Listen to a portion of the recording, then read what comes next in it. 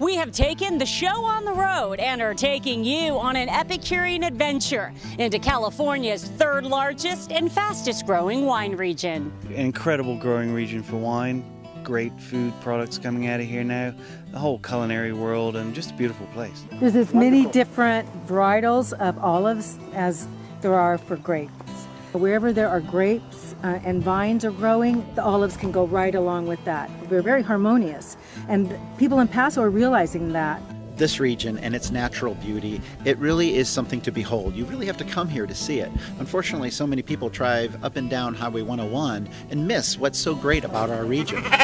Halfway between LA and San Francisco and right smack in the center of California's Central Coast, you'll find Paso Robles wine country. These Rhone Rangers are known for their bold blends, and GSM and Zen are always in. One place with multiple personalities. What do you think would be your personality for this winery here if you had to pinpoint it? Renegade. Outsiders. That's fair enough to say that for everybody in Paso. Philip and Mary Hart and the rest of the 180 plus premium Paso wine producers are renegades for a reason. You could say being the black sheep is in their blood. Jesse James's uncle, Drury James, he was one of the original founders of our city, El Paso de Robles. We're equidistant between San Francisco to our north and Los Angeles to the south. You really have to want to be here, and sometimes that attracts some people, maybe back in history, that were those outlaws or those mavericks of time. And today, it reigns true still. Wild Horse, I think, was probably one of the first people to kind of set forth that precedent with doing your own thing, no rules. It kind of goes along with our second tier of wine called Unbridled. Do what you want. There's no stipulation on how things need to be. Big guns like Wild Horse, J-Lore, and Justin put Paso on the map. Well, there were fewer than 10 wineries when he first started, but in the 90s is when Paso really started to gain recognition as a quality grape growing region. And then just in the last few years has attracted winemaking talent from other areas, because of the recognition that we really can make a fantastic bottle of wine here.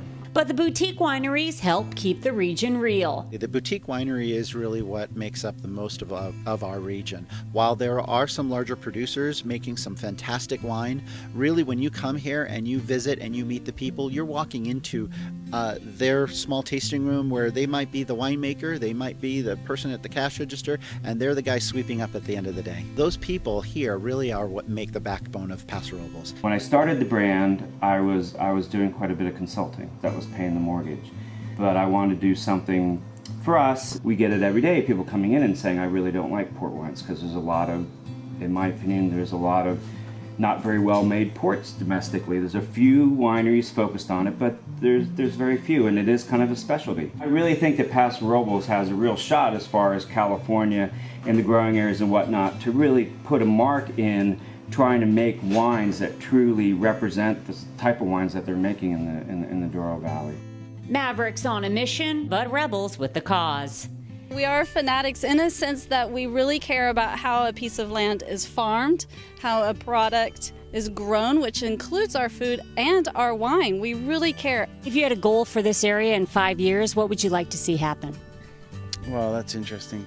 I'd like to see it keep progressing. I don't know that we want it to get out of hand big. I'd like to try and maintain a good feel. We're all excited that our region is doing well, and we want it to remain a friendly, open place where people can come and see what we do and enjoy what we do. No matter how high they fly, you just can't lasso Paso. We've got the ability to do what we want, which is great. It's really exciting from a wine grower's point of view, and just in general here, lifestyle-wise. Anything goes here in Paso. Whatever happens in Paso stays in Paso. Yeah.